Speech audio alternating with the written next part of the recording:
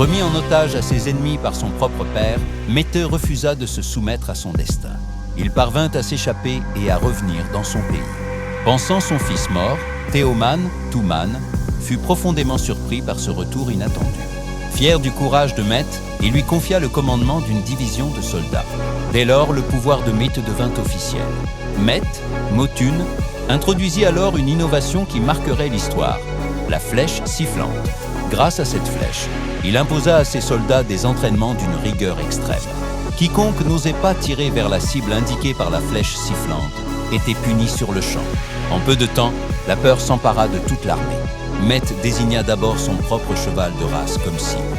Ceux qui hésitèrent furent éliminés un à un. Bientôt, les soldats tirèrent sans la moindre hésitation sur le cheval de Mété. Les flèches tombèrent comme une pluie, et l'animal qu'il chérissait tant s'effondra sous ses yeux. Puis Mété désigna l'une de ses épouses préférées. Les soldats qui hésitèrent furent immédiatement châtiés. Finalement, les flèches furent décochées sans hésitation. La jeune femme s'effondra à son tour. Un profond silence régna dans l'armée. Plus personne n'hésitait désormais.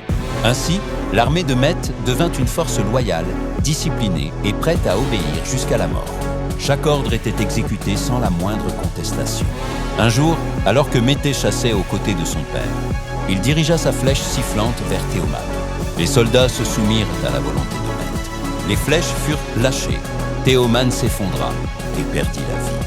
Alors que le silence envahissait le terrain de chasse, un fils écrivait son destin devant le corps de son père. Par la suite, Mété élimina sa belle-mère, ses frères et les hommes d'État qui s'opposaient à lui. En 209, avec J.C., il monta sur le trône des Huns et se proclama souverain.